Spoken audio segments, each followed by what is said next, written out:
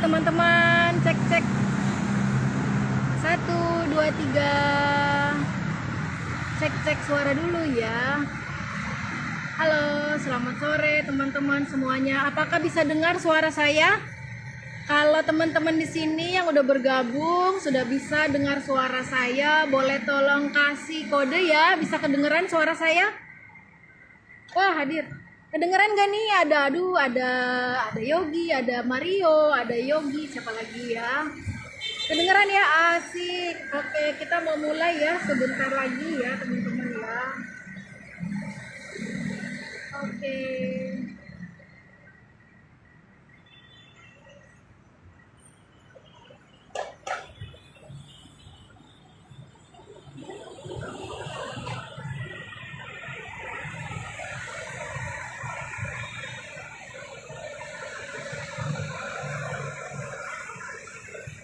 Halo teman-teman, selamat sore semuanya. Apa kabarnya? Sehat-sehat ya teman-teman semuanya. Sore ini saya sedang berada di Museum Sumpah Pemuda. Selamat memperingati Hari Sumpah Pemuda ya, baru kemarin. Ya, ini tempatnya, lokasinya di Jalan Keramat Raya teman-teman, dekat Pertigaan Senen.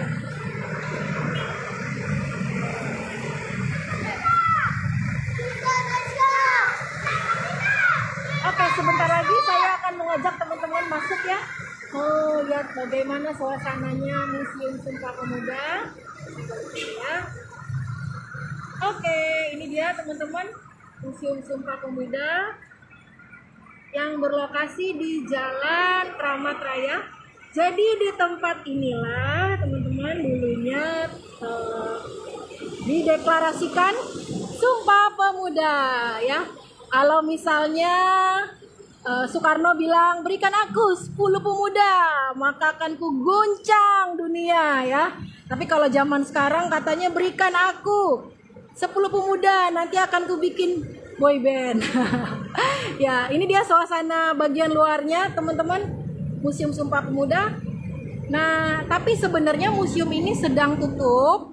Ya, jadi karena pandemi kemarin ya berkepanjangan, jadi museumnya tutup dan kebetulan museumnya akan direvitalisasi ya. Jadi baru akan dibuka lagi baru awal tahun depan teman-teman. Jadi kita hari ini Wisata Kreatif Jakarta mendapat kehormatan nih untuk masuk ke dalamnya ya, dikasih akses ya untuk masuk ke dalam secara eksklusif untuk melaporkan kepada teman-teman ya yang di luar sana yang mungkin belum pernah datang ke sini. Oke, ada nggak teman-teman kira-kira yang sudah pernah atau ngelewatin museum ini di kawasan Jalan Keramat Raya? Ada atau belum ada? Ini kebanyakan kayak teman-teman di luar Jakarta ya. Jadi ini kalau misalnya pintu masuknya teman-teman, ini pintu masuknya kalau museumnya buka ya, harga tiketnya hanya 2.000 saja. Waduh, murah banget sih harga tiket 2.000 kayak main-main ya. Ya, tapi di Jakarta tuh tiket museum murah-murah ya, tapi banyak orang mikir-mikir 2 kali untuk ke museum padahal museum tuh sekarang banyak yang keren-keren banget. Oke, ini kita masuknya dari samping ya, teman-teman ya, karena kita mau ke mau lihat museumnya karena ini memang sudah tidak dibuka untuk umum sekarang. Jadi kita dapat akses khusus, kita masuk dari belakang. Jadi museumnya ini dibuka tahun 74 ya teman-teman, diresmikan di zamannya Pak Ali Sadikin. Nah, sebelumnya museum ini masih berfungsi sebagai rumah kos-kosan ya. Jadi museum ini dulunya adalah rumah kos-kosan. Jadi ketika peristiwa Sumpah Pemuda itu berlangsung ya, itu terjadinya di dalam rumah kos-kosan. Nah, ini saya masuk ya, kita masuk dari bagian kok ada tempat mainan buat anak-anak nih, kayak anak TK ya. Ya, halo, salam museum. Halo Mas Dedi, Mbak Debi ya. Halo, selamat sore teman-teman yang baru bergabung. Saya sekarang di Museum Sumpah Pemuda. Museumnya masih tutup teman-teman untuk publik ya, dan juga karena mau direvitalisasi. Jadi Wisata Kreatif Jakarta mendapatkan kehormatan untuk masuk ya, dapat izin. Jadi kita masuk dari pintu belakang nih. Oke, kalau yang ini sih bagian tamannya ya. Jadi ini dulunya rumah kos-kosan teman-teman. Jadi rumah kos-kosan punya seorang keturunan Tionghoa. Tapi yang ngekos di sini bukan sembarangan loh. Yang ngekos di sini kebanyakan memang mahasiswa Stovia. Stovia itu adalah sekolah Jawa pribumi ya, sekolah dokter ya. Dan dan juga sekolahnya deket di sini ya. Stovia itu yang menjadi cikal bakalnya dari Universitas Indonesia sekarang. Nah, dulu kampusnya ada deket-deket sini, makanya banyak yang ngekos di sini. Dan yang ngekos di sini para aktivis, aktivis kampus ya. Jadi mereka di rumah kosannya itu, ya di sini adalah rumah kos-kosan mereka. Mereka sering berdiskusi, mereka sering membahas. Nah, terus ya kira-kira gitulah ya para aktivis zaman dulu ya di tempat kos-kosannya juga mikirin berat ya. Kalau saya sih dulu di kos-kosan ya zaman kuliah mikirinnya apa ya? Mikirinnya kayaknya mau nongkrong di mana, mau nge-mall di mana. Nah, ini kita masuk teman-teman ke ruangan utamanya. Kita akan explore ruangan-ruangannya. Dan sore ini saya sangat senang sekali karena ditemani oleh staf ahlinya dari Museum Sumpah Pemuda dengan Pak Baktiari. Halo, selamat sore Pak Bakti ya. Pak Bakti dari bagian edukasi ya, staf edukasi di Museum Sumpah Pemuda teman-teman. Halo, selamat sore teman-teman yang baru bergabung. Apakah bisa dengar suara saya dengan jelas? Kalau boleh kasih kode ya. Teman-teman juga boleh loh bertanya langsung ya. Silakan bertanya mumpung belum bayar. Oke, Pak Bakti, kita sekarang di ruangan apa nih Pak? Ini ruang utamanya di museum ini. Oke, ini ruang utamanya. Oke. Terus bagaimana Pak ceritanya di tempat ini Pak? Kalau ini kenapa jadi Museum Pemuda ya, karena di ruang ini pas tanggal 28 Oktober di rapat terakhir ya. Oke. Jam 8 malam itu dibacakan Ikrar Sumpah Pemuda di sini di ruang ini. Oke, di ruangan ini ya. Ini kita lihat teman-teman ya, ada dioramanya. Ini kira-kira kalau malam hidup nggak Pak? Ya, ini aman semua. Aman semua ya. Oke. Nah, jadi teman-teman, peristiwa Kongres Pemuda di 28 Oktober saat itu ya yang menjadi momentum pembacaan Sumpah Pemuda ya.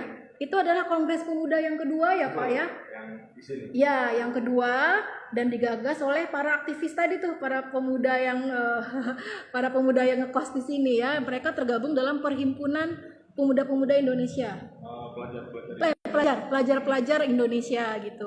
Jadi itu berlangsung berapa hari waktu itu Kongres Pemuda yang keduanya Pak? Yang kedua 3 kali pertemuan Pak. Oke. 3 kali pertemuan di 3 tempat yang berbeda.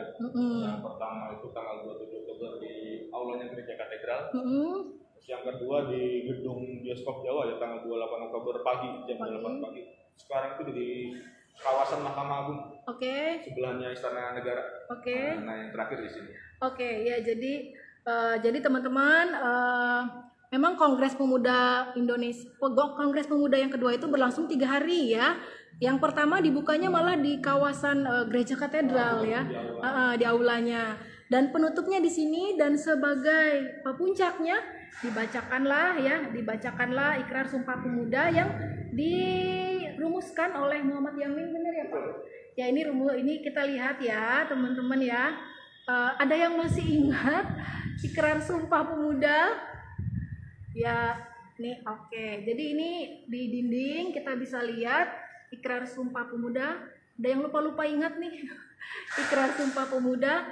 Kami putra-putri Indonesia mengaku bertumpah darah yang satu tanah Indonesia. Kami putra dan putri Indonesia mengaku berbangsa yang satu bangsa Indonesia.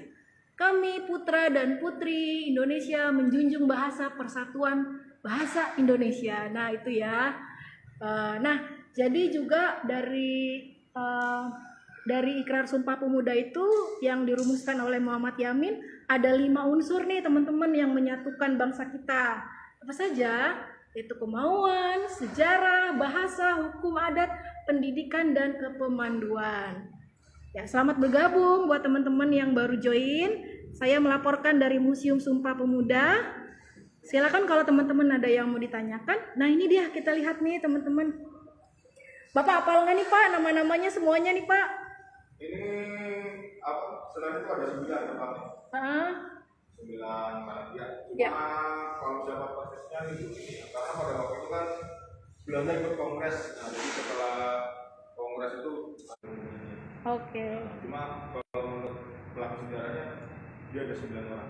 Ya, jadi teman-teman, kalau menurut Pak Bakti, jadi ini adalah ini sih diorama ya, diorama dari panitia si Kongres Pemuda itu ya, yang ada Muhammad Yamin ya Pak, berarti di sini ada Muhammad Yamin, ada Amir Syarifuddin ya Amir Syarifuddin tuh tokoh PKI teman-teman.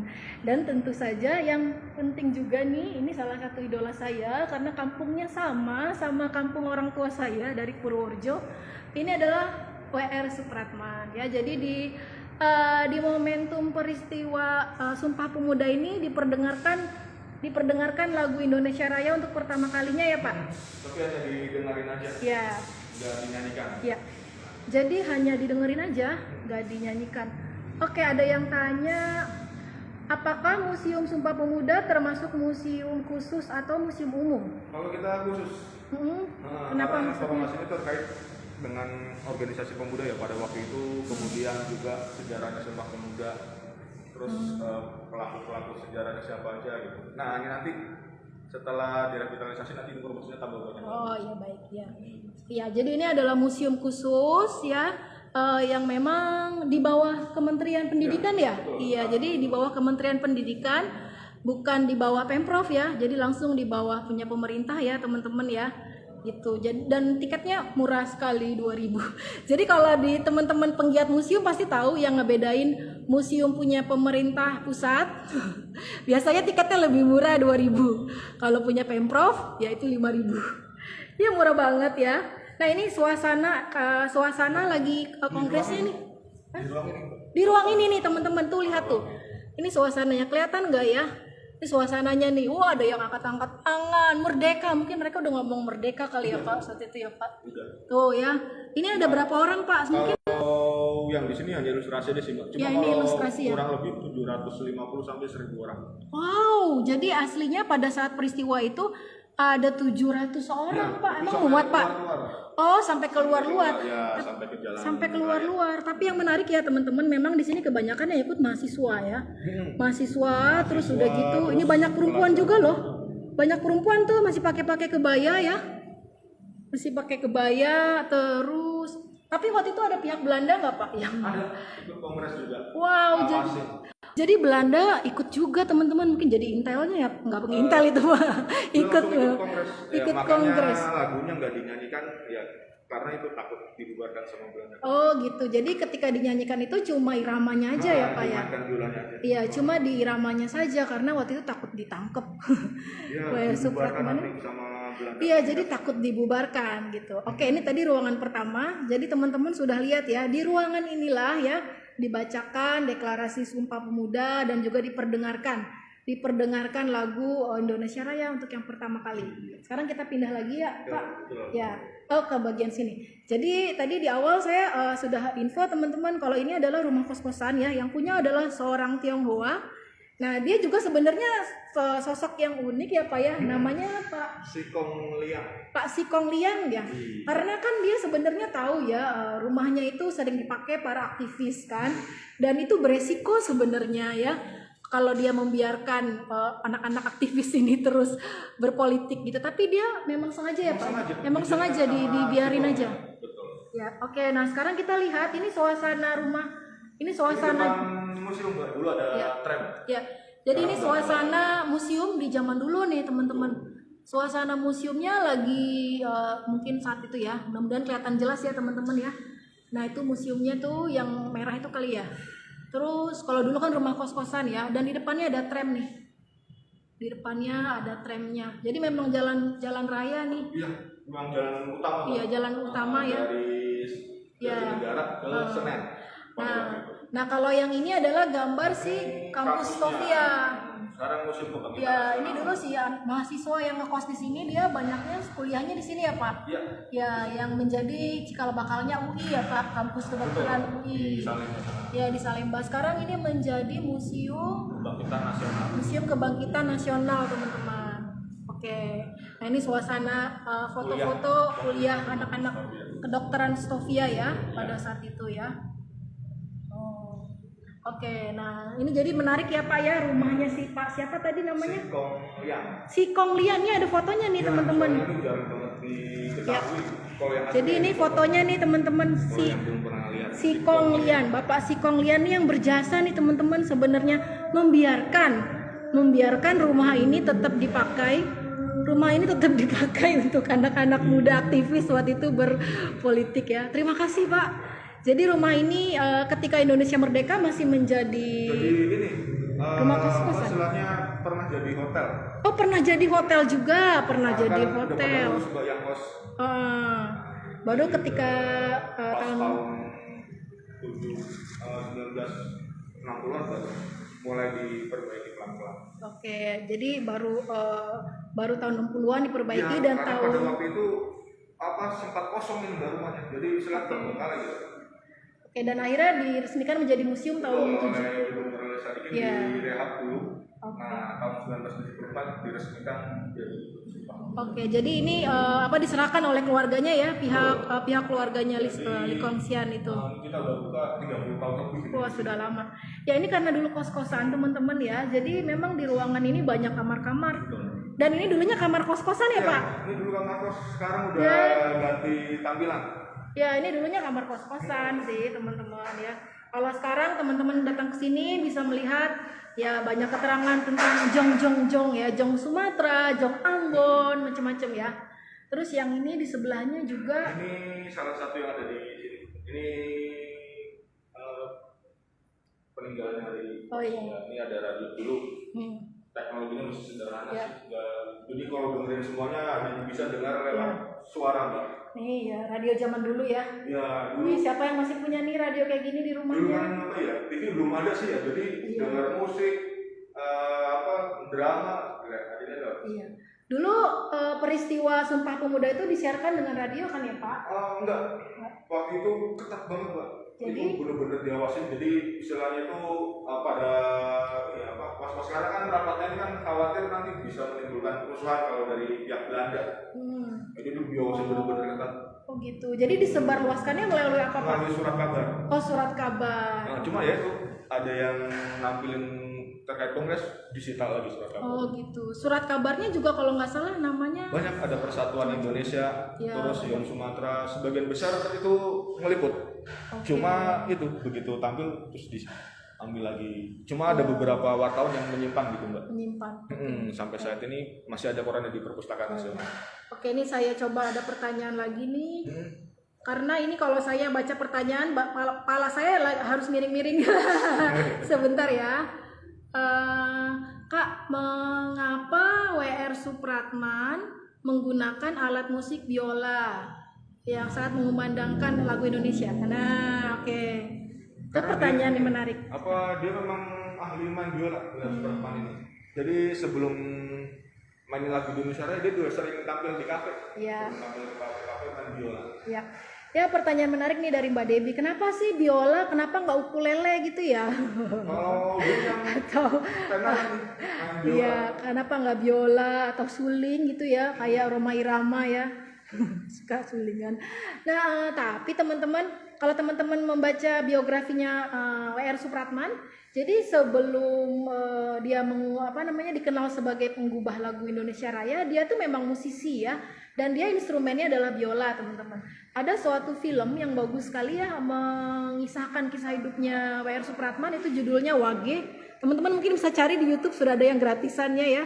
Itu bagus sekali loh. Jadi dia kan memang dia dibesarkan di Makassar ya Pak. W.R. Supratman. Pindah-pindah tempat. Pindah-pindah tempat. Paling lama di Makassar. Ya, tapi dia paling lama di Makassar dan dia sempat menjadi si W.R. Supratman ini sempat menjadi musisi yang sudah mapan loh saat itu ya, di umurnya 20 tahun, karena dia tiap hari mainnya di kafe, jadi ngeband gitu ya. Home band ya, dengan anggota bandnya dia main biola ya. Sudah mapan hidupnya.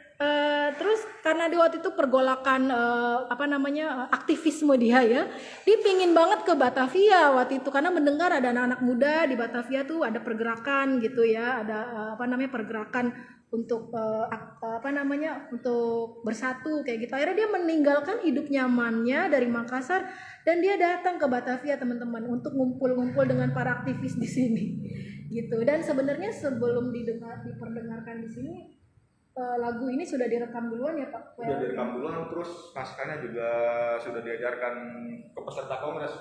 Sebenarnya itu mau dinyanyiin, cuma karena diawasin ketat, nah akhirnya hanya bisa didengerin aja. Soalnya kan waktu itu kan persatuan pemuda paling penting. Karena kalau misalnya pemudanya nggak bersatu, perjuangannya buat menuju kemerdekaan susah. Karena yang bisa istilahnya itu hanya golongan intelektual. Nah, golongan intelektualnya ya para pemuda-pemuda pada waktu itu yang ikut kongres ini. Baik, jadi begitu ceritanya teman-teman. Jadi sebelum diperdengarkan di sini, kalau kata Pak Bakti, lagunya itu liriknya sudah disebarkan dulu ya, sudah direkam duluan gitu ya, secara gerilya. Hebat sekali sebenarnya si W.R. Supratman. Kita lanjut ke ruangan berikutnya yuk Pak. Di ruang berikutnya nanti kita bisa melihat biolanya W.R. Supratman teman-teman, biolanya ya yang diperdengarkan ya. Ada lagi teman-teman, silakan kalau misalnya ada yang mau bertanya. Terus, nah kalau ini juga dulunya ruangan Ini kamar ya. Oke, ruangan kamarnya, kamar kos-kosan ya. Nah ini yang penting nih teman-teman di sini. Nah ini yang kita mau lihat ya. Teman-teman juga mungkin menunggu ya. Ada biolanya nih. Ya ini dia biolanya teman-teman. Ini biola asli atau replikanya Pak? Ini replika, kalau yang aslinya disimpan ya, karena istilahnya itu sekarang udah banyak tindakan kriminal terhadap cagar budaya sehingga diamankan. Tapi masih asli. Tapi bentuknya persis kayak gini. Jadi kalau kata Pak Bakti teman-teman, ini replikanya ya, benar-benar ukurannya sama ya, detailnya sama. Yang aslinya ada disimpan di museum, tapi tidak dipertunjukkan untuk umum ya, karena memang sudah rapuh ya. Jadi memang disimpan. Tapi kita bisa lihat replikanya di sini ya. Ini biolanya. Terus ini juga piringan hitam ya waktu itu ya. Ini rekaman lagu Indonesia tahun 1930. Ya rekamannya. Oke, ini kalau teman-teman mau lihat si tadi ya W.R. Supratman nih. Ini dia, jadi W.R. Supratman ada di antara ini nih teman-teman, dengan anggota bandnya yang di Makassar itu ya. Jadi dia sudah ngetop waktu itu ya sebagai anggota ngeband di Makassar. Tapi si W.R. Supratman rela meninggalkan kota Makassar ya untuk ke Batavia demi bertemu dengan para pemuda aktivis di sini ya. Nah kalau yang ini ceritanya apa nih Pak? Ini apa? Jadi setelah Kongres Pemuda itu lagu Indonesia Raya tersebar luas. Nah ini kan beranda langsung resah sih, wah ternyata lagunya ini banyak istilahnya itu banyak mendapat sambutan dari masyarakat sehingga dikeluarkan sebuah peraturan. Nah sejak itu tahun 1929 itu disita semua. Nah, terus setelah disita, piringan hitamnya dipecahin. Nah, kalau dipecahin udah nggak bisa ditukar. Oh gitu. Tapi waktu itu yang berani ngerekam di piringan hitam ini, yang pemilik rekamannya katanya juga orang Tionghoa ya? Iya, namanya. Yang orang ini. Betul, namanya Yoking Chan.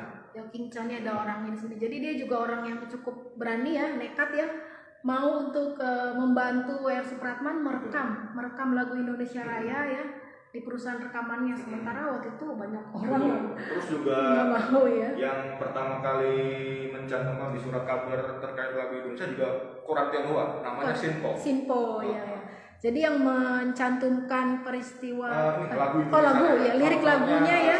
Lirik lagunya dicantumkan di koran itu, di koran Sinpo ya. Ya, ini gambaran bahkan pada peristiwa Sumpah Pemuda pun dari berbagai suku bangsa teman-teman, termasuk etnis ya, etnis Tionghoa juga ya, ikut banyak berperan juga ya. Nah ini dia si W.R. Supratman ketika masih muda ya Pak ya. Masih SMP itu di sebelah. Masih SMP, iya ya. Oke, ini dia tadi ruangan yang ininya ya teman-teman ya, ruangan yang sering banyak dibuat foto yang. Oke, ruangan yang paling sering banyak orang foto. Oke, ada lagi pertanyaan teman-teman, mengapa? Ntar dulu. Silakan teman-teman kalau mau ada pertanyaan lagi. Habis dari sini kita kemana lagi Pak? Ke sebelah sini bisa. Ini soalnya udah mau diganti nih. Oh iya. Sebagai informasi teman-teman, Museum Sumpah Pemuda sekarang ditutup untuk umum ya karena mau direvitalisasi. Ya, nanti teman-teman baru bisa datang ke sini di awal tahun ya, di awal tahun depan ya. Jadi sekarang virtualan aja dulu ya. Ini pesannya Ki Hajar Dewantara. Aku hanya orang biasa yang bekerja untuk bangsa Indonesia dengan cara Indonesia. Oke, kita cari lagi yuk kalimat-kalimat menginspirasi. Mana lagi ya? Ini dia. Oh iya. Oke, ini adalah puisinya Muhammad Yamin, teman-teman, yang merumuskan tadi ya naskah Sumpah Pemuda. Selamat bergabung buat teman-teman yang baru bergabung, kita sudah mau selesai. Ya. Kita kemana lagi sekarang, Pak? Ada apa lagi? Teman-teman yang di sini kira-kira yang lagi menyimak nih, ada nggak yang pernah melintasi museum ini di kawasan Keramat? Patokannya di sini dekat itu loh teman-teman, dekat pertigaan Senen, pas sebelahnya McDonald. Kalau sekarang ada yang baru ya, McDonald ya, di kawasan Keramat. Nah di museum ini juga biasanya setiap Sumpah Pemuda ada upacara ya Pak ya. Itu kemarin ada juga ya. Untuk kemarin bersejarah bagi kami ya, karena diserahkan lagi sertifikatnya yang sangat lebih valid lagi datanya ke museum Sumpah Pemuda. Tadinya sertifikatnya sudah ada, cuma ini ada konfirmasi dari keluarga besarnya. Oke. Keluarga besarnya yang pemilik rumah ini dulu.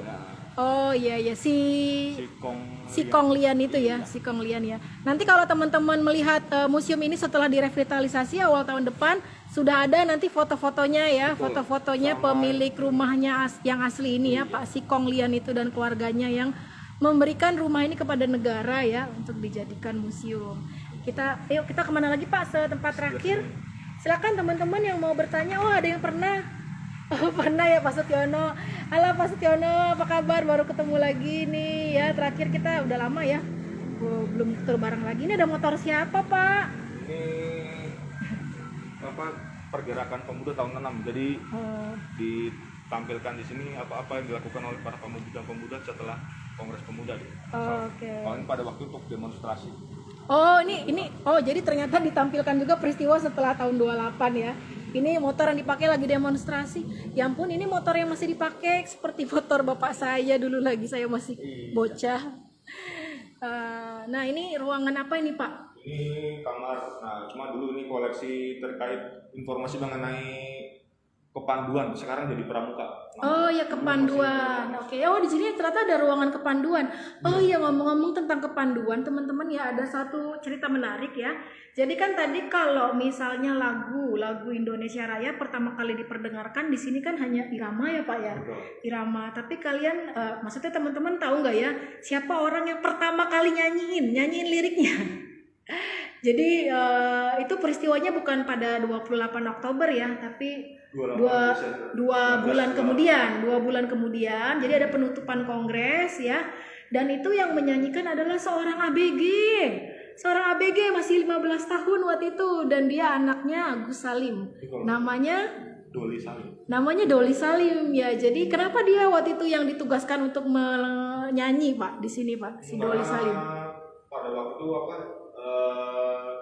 suaranya yang paling bagus di antara yang paling bagus menurut keterangan dari pelaku-pelaku. Iya. Dan kebetulan waktu itu si Doli Salim ini walaupun dia masih ABG, dia juga aktif di kepemanduan. Kalau kita sekarang pramuka ya Pak, pramuka, dan dia adalah anaknya Agus Salim ya. Jadi orang yang terkemuka lah ya pada saat itu ya, tokoh yang terkemuka. Jadi disuruh nyanyi. Jadi orang yang pertama kali menyanyikan lagu Indonesia Raya dengan liriknya adalah Doli Salim teman-teman ya. Oke teman-teman, kita sudah 30 menit. Ini foto. Ini terkait kepanduan. Kenapa ada kepanduan di sini? Karena kepanduan ikut Kongres Pemuda, Pak. Oh gitu. Makanya di Museum Sumpah Pemuda kita tampilkan dia memang benar-benar ikut Kongres Pemuda juga. Baik. Jadi bahkan yang kos di sini juga anggota pramuka juga pada waktu itu. Yang ngekos di sini banyak anggota pramuka juga selain si mahasiswa Stovia itu. Oke. Ya. Jadi kenapa ada ruang pemanduan khusus ya di museum ini? Karena tadi si para pemandu ini juga ikut ternyata ya, secara organisasi dia ikut juga di Kongres Pemuda ini ya, yang melahirkan Sumpah Pemuda. Ini sekarang udah beda ya, dulu kostumnya pramuka itu beda-beda, nggak seperti sekarang ya. Ada yang seperti ini, ada yang dasinya hijau, macam-macam. Ya, oke. Ada ruangan apa lagi setelah ini Pak? Oke. Sudah terakhir ya, mungkin kita ke depan aja Pak ya. Teman-teman ada yang mau ditanyakan lagi? Ya, ini dia apa namanya? Sudah 30 menit kita bareng-bareng ya. Kalau teman-teman mau datang ke Museum Sumpah Pemuda belum bisa dibuka ya untuk saat ini ya, ingat ya awal tahun depan ya. Baru bisa lagi setelah direvitalisasi, pasti akan jadi lebih bagus ya Pak. Bagus lagi, tampilannya. lebih mantap lagi. Lebih mantap lagi ya. Kita berakhir di sini ya teman-teman ya. Saya akan berakhir lagi mungkin buat teman-teman yang baru gabung ya. Ini tadi di ruangan utama ya. Ini ruangan utama yang tempat pembacaan Sumpah Pemuda. Betul, di ruang ya. kongres. Ya, oke teman-teman, dengan demikian maka berakhir pula tur virtual kita ya. Kalau teman-teman ya yang di Jakarta tentunya, terutama atau di Jabodetabek ya, ingin jalan-jalan seru ya setiap weekend ya, Wisata Kreatif Jakarta juga sudah membuka walking tour ya, tentu dengan prokes ketat ya. Kita selalu ada jadwal Sabtu dan Minggu, teman-teman silakan cek ya di feed kita. Besok sore juga ada yang jelajah Kuitang teman-teman, jelajah Kuitang, tapi tentu belum bisa mampir ke dalam museum ya. Ya, oke. Demikian dari nggak ada pertanyaan lagi nih. Benar, nggak ada pertanyaan lagi. Jangan nyesel ya. Kalau gitu terima kasih dari saya dan Pak Bakti ya. Sampai bertemu tahun depan. Sampai bertemu tahun depan ya. Baru Dengan dupanya tampilan yang berbeda dari dengan museum tampilan yang berbeda. Apa? Oh, kalau yang mau daftar BO yang Bogor udah ditutup Kak, karena yang Bogor udah over kuota ya. Kita masih ada lagi tur yang ke Kuitang besok sore, seru loh ke Kuitang. Atau ke Kemang sama saya minggu pagi ya. Nanti yang lainnya cek aja jadwalnya ya. Terima kasih teman-teman. Stay healthy, stay happy, dan juga stay with me. Stay with Wisata Kreatif Jakarta ya. Sampai ketemu, sehat-sehat semuanya ya. Bye-bye.